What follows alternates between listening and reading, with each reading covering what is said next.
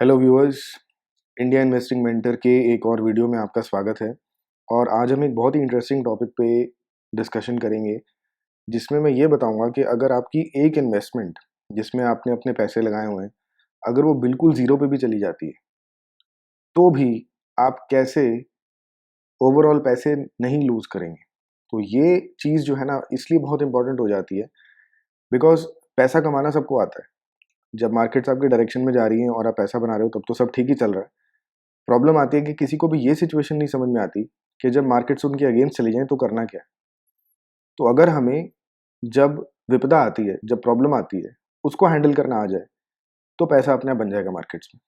क्योंकि जब मार्केट्स आपके साथ हैं तो आपको कुछ खास करने की ज़रूरत नहीं। आपने ट्रेड लिया, इन्वेस्टमेंट ली, वो आपकी फेवर में चली गई। पर जब आपकी चीज़ें अगेंस्ट चली जाएं तो उसको कैसे हैंडल करना है, क्या करके हम एक पूरी कंपनी, एक पूरी इन्वेस्टमेंट हमारी अगर ज़ीरो हो जाए तब भी हम ओवरऑल पैसे लूज़ ना करें, वो हम कैसे कंफर्म कर सकते हैं, वो हम आज देखेंगे। एग्जाम्पल पूरा बताऊंगा मैं। और इससे पहले कि हम प्रोसीड करें, मैं अगेन हमेशा की तरह क्लैरिफाई करना चाहता हूँ कि यहाँ जो भी मैं एग्जाम्पल लूँगा या जो भी मैं चीज़ बताऊँगा, ये किसी तरह की बाइंग सेलिंग रिकमेंडेशन नहीं होगी, किसी भी तरह की ट्रेडिंग इन्वेस्टमेंट एडवाइस नहीं होगी, ना ही मैं सेबी के साथ कोई रजिस्टर्ड फाइनेंशियल एडवाइज़र हूँ। तो अगर आपको कोई भी ट्रेडिंग करनी है, इन्वेस्टमेंट करनी है, कोई भी फाइनेंशियल डिसीजन लेना है, प्लीज़ अपने फाइनेंशियल एडवाइज़र से कंसल्ट करें और तभी लें। तो हम वीडियो में अब प्रोसीड करते हैं। तो एक पहले मैं एग्जांपल बताता हूँ जो यूजुअली लोगों का तरीका होता है। सपोज़ कीजिए किसी के पास जो है कुछ पैसे हैं इन्वेस्ट करने के लिए, और उन्होंने क्या करा, उन्होंने कुछ स्टॉक्स जो हैं खरीद लिए। सपोज़ कीजिए किसी के पास, मैं यहाँ पे एक पोर्टफोलियो 1 सीआर का लेके चलूँगा, 1 करोड़ का। अब 1 करोड़ ज़रूरी नहीं कि आपने उसको 1 करोड़ लेके चलना है। किसी के पास अगर सिर्फ 1 लाख रुपए इन्वेस्ट करने के लिए हैं तो उसको 100 से डिवाइड करो। मैं 1 करोड़ इसलिए ले रहा हूँ ताकि उसका एग्जांपल में मुझे जो अमाउंट स्प्लिट करने पड़ेंगे वो आसानी से मैं कर पाऊँगा। इसलिए मैं 1 करोड़ का पोर्टफोलियो ले रहा हूँ। अब सपोज़ कीजिए कि over a period of time 2, 3, 4 साल में उन्होंने 5 कंपनीज़ में ये 1 करोड़ रुपीज़ लगा दिए, और वो जो पैसे उन्होंने लगाए वो उन्होंने 20-20 लाख रुपए लगा दिए। यानी आपके पास एक कंपनी है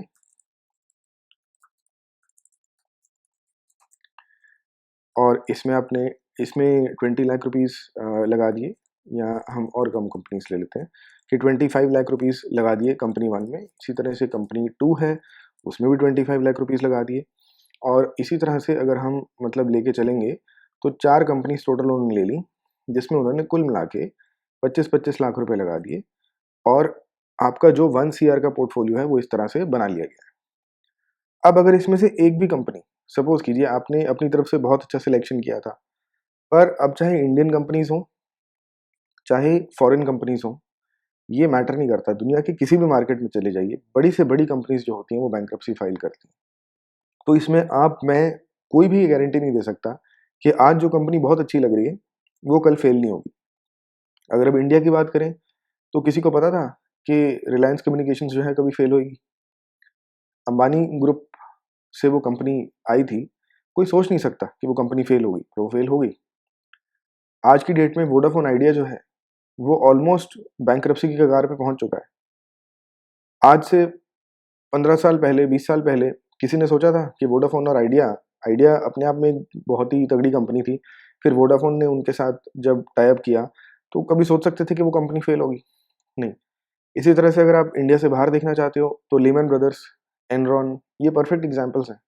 वर्ल्ड के सबसे बड़े इन्वेस्टमेंट बैंक, वर्ल्ड की सबसे बड़ी एनर्जी कंपनी, जब ये फेल हो सकते हैं तो कोई भी कंपनी फेल हो सकती है। तो आपने अगर इस तरह से सपोज करो किसी ने इन्वेस्टमेंट कर दिया कि 25-25 लाख रुपए लेके उन्होंने 4 कंपनीज में लगा दिए। अब सपोज करते हैं इसमें से एक कंपनी जो है वो बैंकरप्ट हो जाती है। कंपनी 4 जो यहाँ पे है, मैं किसी का नाम नहीं ले रहा, पर कंपनी 4 जो है यहाँ पे बैंकरप्ट हो जाती है। अब होगा क्या? इन्वेस्टमेंट जो थी वो तो 1 सीआर की थी, और अब आपका जो इन्वेस्टमेंट है, आपने पैसा लगाया और उसमें से एक कंपनी पूरी चली गई, तो अब जो आपकी कैपिटल बची वो बची है 75 लैक्स।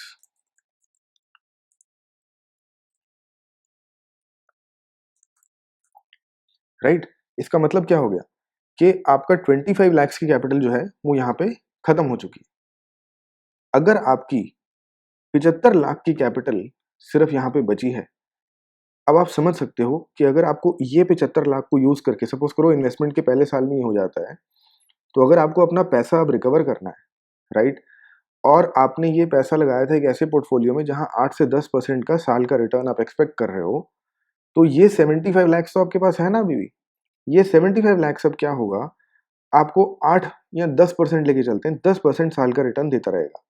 यानी अब ये 75 लैक्स हर साल आपको 7.5 लैक्स की इनकम देता रहेगा। क्यों? क्योंकि ये आपका एक्सपेक्टेशन है अपने पोर्टफोलियो से। पर क्योंकि आपने 25 लाख डुबा दिया यहाँ पे, आपकी इन्वेस्टमेंट एक गलत निकल आई, तो वो 25 लाख रुपए रिकवर करने के लिए आपको 3 साल लग जाएँगे, 3 से ज़्यादा साल लग जाएँगे, क्योंकि 7.5 लैक्स प्लस दूसरे साल में फिर 7.5 से थोड़ा ज़्यादा आएगा, क्योंकि जो पहला 7.5 है वो भी इन्वेस्ट कर सकते हो, और तीसरे साल में थोड़ा और ज़्यादा आएगा। पर मैं यहाँ ईज़ी कैलकुलेशन के लिए ये मान के चलता हूँ कि तीनों साल में आपको 7.5, 7.5, 7.5 का रिटर्न, यानी 10% का आपकी इन्वेस्टमेंट पे रिटर्न मिल रहा है। आप एग्जैक्ट लेना चाहोगे तो पहले साल में तकरीबन 7.5 का रिटर्न आएगा, दूसरे साल में जो है तकरीबन 8.5 का रिटर्न आ जाएगा, और तीसरे साल में क्योंकि आपका इन्वेस्टमेंट अराउंड 90 लाख की हो जाएगा तो 9 लाख का रिटर्न आ जाएगा। ठीक है? तो 10% पे ये रिटर्न्स हमें मिलने वाले हैं, यानी अगर मैं इसको ऐड करूं तो ये तकरीबन 25 लाख रुपए बन जाता है। तो 3 साल लग जाएंगे आपको। आपकी सिर्फ एक इन्वेस्टमेंट गलत हुई थी, आपने 4 इन्वेस्टमेंट किए, चारों में से सिर्फ एक इन्वेस्टमेंट गलत गई। एक गलती की वजह से 3 साल में जो बाकी इन्वेस्टमेंट्स आपको पैसा बना के दे रही हैं, वो सिर्फ उस लॉस को कॉम्पेंसेट करती हैं जो आपकी एक इन्वेस्टमेंट में हुआ, राइट? और ये सिनेरियो जो होता है ना, ये मोस्टली ज़्यादातर लोगों का रहता है, जिसकी वजह से जब उनके लॉसेस होते हैं अकाउंट में, वहाँ से वो कभी रिकवर नहीं कर पाते। सबसे बड़ी प्रॉब्लम, आपको अगर एक गुरु मंत्र याद रखना है, आप याद रख लो कि अगर आपने अपने लॉसेस को मैनेज करना सीख लिया, तो आपकी जो विनिंग्स हैं, उनसे आपको कोई दूर नहीं रख सकता। स्टॉक मार्केट में बहुत कम ऐसे लोग होते हैं जो पैसा नहीं बनाते। ज़्यादातर लोग वो मिलेंगे आपको जो पैसा बनाते हैं और फिर उनका वो पैसा डूब जाता है। यानी वो कहीं न कहीं, कभी न कभी प्रॉफ़िट में होते हैं, पर उनके लॉसेस जो होते हैं जब होने शुरू होते हैं, तो वो इतने बड़े होते हैं कि वो सारे प्रॉफ़िट्स को ख़त्म कर देते हैं। तो अगर उस सिचुएशन से आपको बचना है, तो आपको ये जो मैं अब रूल बताने वाला हूँ, इसको आपने स्ट्रिक्टली फ़ॉलो करना है। अगर आप इसको फ़ॉलो करोगे, तो आप अभी कैलकुलेशंस में खुद देखोगे कि ये सिचुएशन जो मैं इधर बता रहा हूँ, जो मैंने ये रेड वाले स्टिकी नोट पे बताई, कि आपके पास 4 इन्वेस्टमेंट्स थी, और यहाँ तो मैंने 4 इन्वेस्टमेंट्स लिए हैं। बहुत लोग ऐसे होते हैं जिन्होंने 1 या 2 कंपनी में पैसे लगाए होते हैं। जितनी उनकी जमा पूँजी है वो 1-2 कंपनीज़ में लगा देते हैं, और फिर उसके बाद एक भी कंपनी उसमें से ऊपर-नीचे हो जाए, तो उनके लिए बिल्कुल एक डिज़ास्टर वाली सिचुएशन क्रिएट हो जाती है। अब हम इसी सिचुएशन को देखते हैं कि किस तरह से एक सिंपल से चेंज से किस तरह से हम इस सिचुएशन को प्रिवेंट कर सकते हैं। ठीक है? तो चेंज सिर्फ जो करना है, वो हमने सिर्फ एक सिंपल सा करना है कि आपका अभी भी इन्वेस्टमेंट 1 करोड़ का रहेगा। अभी भी आप ओवरऑल हर कंपनी जिसमें आप इन्वेस्ट कर रहे हो, वहाँ से साल का 10% रिटर्न ही एक्सपेक्ट करोगे। पर अब आप 4 कंपनीज़ में इन्वेस्ट करने की बजाय 25 कंपनीज़ में इन्वेस्ट करोगे। यानी किसी भी एक कंपनी में 4% से ऊपर कैपिटल नहीं लगाई जाएगी। आपकी टोटल कैपिटल कितनी है? 1 सीआर।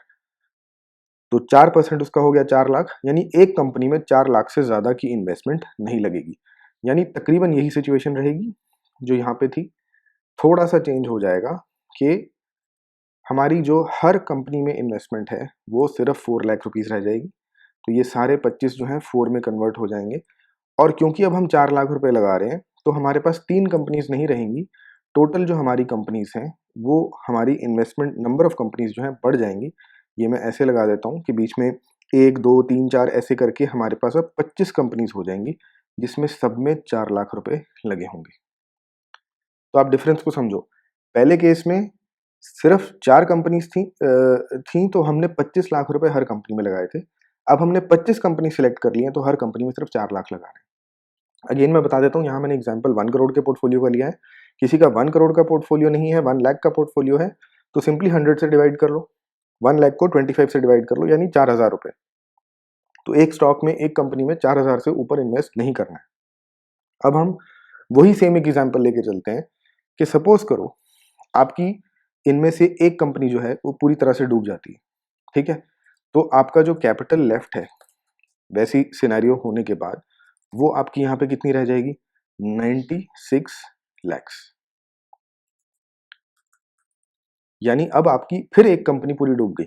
आपने अच्छे से सिलेक्ट की कंपनीज, आपने ध्यान दिया, पर आपकी अभी भी सिलेक्शन में एक गलती निकली, एक कंपनी पूरी तरह से डूब जाती है। अगर वो एक कंपनी पूरी तरह से डूब जाती है तो आपके 4 लाख रुपए चले गए। पर अब फर्क देखिए, क्योंकि अब आपका 96 लाख रुपीस काम कर रहा है स्टिल, इस पे आप 10% कमाओगे। यानी पहले ही साल में अगर आपकी एक कंपनी पूरी तरह से डूब गई, 4 लाख रुपए आपके डूब गए, तो आपकी बाकी जो 24 कंपनीज हैं जिसमें 96 लाख रुपीस इन्वेस्टेड हैं, वो 96 लैक्स आपको 10% के हिसाब से 9.6 लैक्स का रिटर्न देंगे। राइट? आपका लॉस कितना था? 4 लाख का। ये अगर मैं सब्ट्रैक्ट कर दूं तो मेरे पास रिजल्टेंट फिगर क्या आती है? मेरे पास रिजल्ट आता है 5.6 लैक्स का। इसका मतलब क्या है? इसका मतलब ये है कि अगर पहले ही साल में आपने एक सिर्फ चीज चेंज करी कि आपने 5 कंपनीज की जगह 25 कंपनीज में इन्वेस्ट किया, आपने सिर्फ 4% कैपिटल एक कंपनी में लगाई, तो एक पूरी कंपनी भी उसमें से डूब जाती है, जीरो पे चली जाती है। वो लॉस इतना छोटा होगा कि बाकी की जो आपकी इन्वेस्टमेंट होगी उस लॉस को ना सिर्फ पूरा करेगी बल्कि आपको नेट प्रॉफिट भी दिखाई देगा। अब हम एक और एक्सट्रीम एग्जांपल लेके चलते हैं कि आपने पहले साल में इन्वेस्टमेंट करी, इसी तरह से एक नहीं 2 कंपनीज डूब गई आपकी। यानी अब आपके पास एक और सिचुएशन को, हम एक्सट्रीम सिचुएशन को यहाँ पे ट्रैक करने की कोशिश करते हैं, और वो ये कि आपने पहले ही साल में इन्वेस्टमेंट करा और 2 कंपनीज डूब जाती हैं, यानी वो आपके 8 लाख रुपए डूब गए। तो आपके 92 लाख रुपीस जो हैं उस केस में क्या हो जाएगा? आपकी जो कैपिटल लेफ्ट है ये हो जाएगी 92 लैक्स।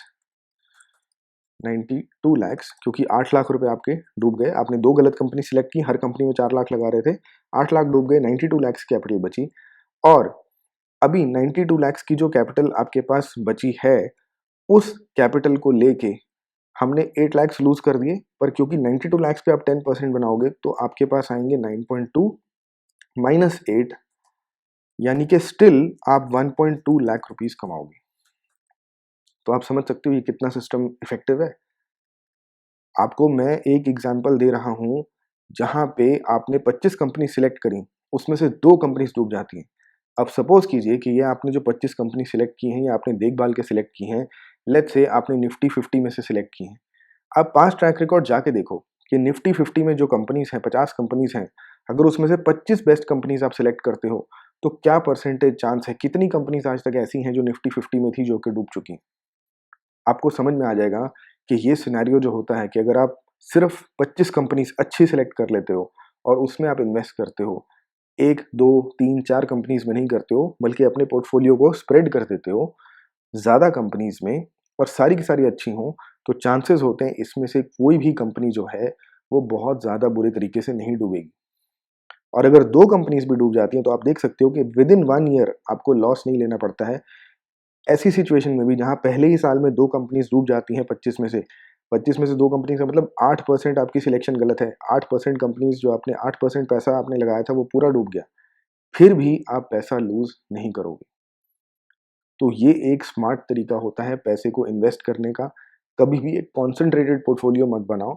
ना ही पोर्टफोलियो ओवर कॉन्सेंट्रेटेड होना चाहिए, ना ही ओवर डाइवर्सिफाइड होना चाहिए। क्योंकि अगर आप पोर्टफोलियो को ओवर कॉन्सेंट्रेट कर दोगे तो ये लेफ्ट वाली सिचुएशन क्रिएट हो जाती है जहां पे 1-2 कंपनीज डूब गई आपकी, तो आपकी बहुत ज़्यादा कैपिटल लूज कर जाओगे आप। और अगर आप ओवर डाइवर्सिफाई कर देते, अब सपोज करो आपने 25 की जगह 200 कंपनीज पे पैसा लगा दिया, तो 200 की 200 कंपनीज अच्छी हो नहीं सकती। उसमें 200 में ऑब्वियसली अगर मैं टॉप 25 कंपनीज को सिलेक्ट करूं तो टॉप 25 का रिटर्न कहीं ज़्यादा आएगा ना। जो बाकी की 175 होंगी, अगर उनको रैंक किया जाए तो उनका रिटर्न कम आएगा। तो इसका मतलब आप सिर्फ 200 कंपनी सिलेक्ट करने के चक्कर में ऐसी कंपनी सिलेक्ट कर रहे हो जो आपकी टॉप 25 कंपनीज से कम रिटर्न देने वाली है, तो आपका रेट ऑफ रिटर्न गिरता जाएगा। तो इसको ओवर डाइवर्सिफिकेशन कहा जाता है। तो ना हमने कॉन्सेंट्रेटेड पोर्टफोलियो बनाना है, ना हमने ओवर डाइवर्सिफाइड पोर्टफोलियो बनाना है। हमें डाइवर्सिफिकेशन का बेनिफिट भी चाहिए कि एक जगह पे सारा पैसा नहीं लगा हुआ है, एक कंपनी अगर डूब भी जाती है जो आज बहुत अच्छी लग रही है तो भी हमें कोई चिंता ना रहे, पर एट द सेम टाइम हम अच्छा खासा रिटर्न भी चाहते हैं।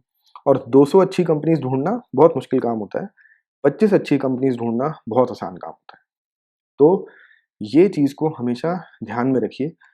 अगर आप अपना पोर्टफोलियो बना रहे हो और आप ये रूल को फॉलो कर रहे हो तो आप आराम से समझ जाओगे कि आपके जो लॉसेस हैं ना, ये नहीं होगा कि लॉसेस नहीं होंगे। बड़े से बड़े इन्वेस्टर की जाके ना आप हिस्ट्री चेक कर लो, जितने भी मार्केट में नाम हैं, जो फेमस इन्वेस्टर्स हैं, उनकी जाके हिस्ट्री चेक कर लो। उन्होंने गलत स्टॉक सिलेक्ट किए हैं, उन्होंने पैसा लूज़ किया है। फ़र्क ये है कि स्टॉक मार्केट में एक कहावत होती है कि सर्वाइव फॉर अनदर डे। इसका मतलब कि आज नुकसान हो रहा है, पर मैं नुकसान इतना लूँगा कि मेरी पूरा जो पैसा है वो वाइप आउट नहीं हो जाए, मैं कल दोबारा से इन्वेस्ट करके उस नुकसान की भरपाई कर सकूँ। अगर आप ऐसा लॉस ले लोगे जिसकी आप भरपाई नहीं कर पा रहे हो, वहाँ पे प्रॉब्लम क्रिएट होती है। फिर आपको अपनी जॉब से, अपने किसी और सोर्स ऑफ इनकम से पैसा लाके दोबारा इन्वेस्ट करना पड़ेगा। वो एक लॉस मेकिंग स्ट्रैटेजी होती है जो किसी भी ट्रेडर इन्वेस्टर के लिए डिजास्टर है। अगर आप as a trader, as an investor थोड़े मोटे लॉसेस लेते हो, इतने लॉसेस होते हैं कि आपके जो प्रॉफिट्स हैं वो उसको आराम से कवर अप कर देते हैं, तो आप सही डायरेक्शन में जा रहे हो। और ये जो एक इन्वेस्टमेंट स्ट्रैटेजी है जिसमें कि आप किसी एक पोर्टफोलियो में 4%, किसी एक कंपनी में मुझे कहना चाहिए 4% से ज़्यादा इन्वेस्ट ना करें, तो ये इस चीज़ को काइंड ऑफ कंफर्म कर देती है। अब इसमें मैं एक थोड़ा-सा आपको एडजस्टमेंट भी बता देता हूँ। जब आप स्टार्ट कर रहे हो, अगर आपको लग रहा है आपका एक्सपीरियंस कम है, कि आपका जो स्टॉक सिलेक्शन है या कंपनीज़ का सिलेक्शन है वो बहुत अच्छा नहीं है अभी, आपने जस्ट बिगिन किया, अभी ज़्यादा एक्सपीरियंस आपको नहीं है, तो आप इस परसेंटेज को और गिरा सकते हो। यानी एक कंपनी में 4% लगाने की बजाय आप सिर्फ 2% लगाओ। उसमें क्या होगा कि आप 25 की जगह 50 कंपनीज़ में इन्वेस्ट करोगे। अब चांसेस ज़्यादा है कि आप गलत कंपनी सिलेक्ट कर लो क्योंकि आपके पास एक्सपीरियंस नहीं है। पर आप समझ सकते हो कि अगर इनमें से आपकी एक आधी कंपनी कोई गलत निकल भी आई, तो आप सिर्फ 2% अपना कैपिटल लूज़ करोगे ना। 98% कैपिटल तो आपका अभी भी सेफ रहेगा। यानी आप खुद को ज़्यादा मौका दे रहे हो। अगर आपने 25 कंपनीज़ में पैसा लगाया, मैंने यहाँ पे आपको एग्ज़ाम्पल दिया कि 2 कंपनीज़ भी आपने गलत सिलेक्ट कर ली 25 में से, तो आपको नेट नुकसान नहीं हो रहा है। अगर आप 50 कंपनीज़ में पैसा लगाते हो, तो आप 4 कंपनीज़ में गलत सिलेक्ट कर लोगे, तब भी आपको नुकसान नहीं होगा। जैसे-जैसे आपका एक्सपीरियंस बढ़ता जाता है, आपका कॉन्फिडेंस बढ़ता जाता है, तो इस रेशो को आप अपने हिसाब से एडजस्ट कर सकते हो। तब आप ये भी बोल सकते हो कि मैं एक कंपनी में 5% पैसा लगाऊँगा। यानी आप 4 लाख की जगह 5 लगाओगे एक कंपनी में, तो जो एग्ज़ाम्पल मैंने 1 सीआर की कैपिटल का लिया है, उसके हिसाब से आप 25 की जगह 20 कंपनीज़ में इन्वेस्ट करोगे। तो ये जो नंबर है इसको आप अपने हिसाब से चेंज कर सकते हो। जिसको ज़्यादा एक्सपीरियंस है, जिसको कॉन्फिडेंस है कि नहीं, मैं 20 कंपनीज़ भी अगर सिलेक्ट करूँगा, बहुत कम चांस है मेरे एक्सपीरियंस, मेरी नॉलेज के बाद कि मैं 20 कंपनीज़ में से एक भी गलत सिलेक्ट कर लूँ। आप 20 में लगाओ पैसा। अब आपका ज़्यादा कंसंट्रेशन रहेगा, आप बेटर कंपनीज़, मतलब 25 में से जो 20 बेस्ट हैं आपने वो सिलेक्ट कर ली। जो 5 बाकी थी, 21, 22, 23, 24, 25 पोज़ीशंस पे जो थोड़े कम रिटर्न्स देती, वो आपने नहीं कंसिडर करी। अगर आपका और ज़्यादा कॉन्फिडेंस बढ़ जाता है तो आप कंपनीज़ को और कम कर सकते हो। पर एक पोर्टफोलियो बनाने की हमेशा सजेशन होती है कि हमेशा अपना रिस्क जो है उसको 1 या 2 कंपनीज़, चाहे कितनी ही पसंद क्यों ना हो आपको, चाहे कितनी ही अच्छी कंपनीज़ क्यों ना हो, उसमें आप मत इन्वेस्ट करो। क्योंकि बड़ी से बड़ी कंपनी जो है, उसमें आपको नहीं पता चलेगा कब ऐसी सिचुएशन क्रिएट हो जाएगी कि वो कंपनी, आपको समझ में भी नहीं आएगा कैसे हो गया कि वो बैंक्रप्सी फाइल कर देगी। और उस वक़्त अगर आपकी सारी जमा पूँजी एक ही कंपनी में लगी हुई है, तो आप बहुत सीरियस नुकसान ले सकते हो। तो उस चीज़ को हमें हर हालत में अवॉइड करना है। तो आई होप ये कॉन्सेप्ट सबको क्लियर हो गया होगा। अगर कोई कैलकुलेशन किसी को नहीं समझ आ रही या कोई भी क्वेरी है, कोई डाउट है, तो आप कमेंट्स में लिखो, मैं उसको आंसर कर दूँगा। और इस कॉन्सेप्ट के बारे में आप क्या सोचते हो? आपके हिसाब से सही नंबर ऑफ कंपनीज़ जिसमें इन्वेस्ट करना चाहिए, वो कितना है? 20 है, 25 है, ज़्यादा है, कम है? वो कमेंट्स में लिख के बताइए। आपका और कोई व्यू पॉइंट है, तो वो भी मेरे साथ शेयर कीजिए। अगर आपको वीडियो पसंद आया तो इसे लाइक ज़रूर कीजिएगा, चैनल को सब्सक्राइब ज़रूर कीजिएगा अगर आपने अभी तक नहीं किया है, अपने फैमिली और फ्रेंड्स के साथ शेयर कीजिए। और यही मेरे को एक थोड़ा-सा रिटर्न मिलता है कि आपके कमेंट्स मिलते हैं, सजेशंस मिलते हैं, देख के अच्छा लगता है। और अगर ये वीडियो ज़्यादा से ज़्यादा लोगों के पास पहुँचता है तो चैनल ग्रो होते हुए दिखता है, जो मेरे लिए ओनली कॉम्पेंसेशन है यहाँ पे। तो अगेन इसके साथ मैं वीडियो ख़त्म करता हूँ। आपके कमेंट्स का मुझे इंतज़ार रहेगा और आपसे मिलेंगे नेक्स्ट वीडियो में। Thank you.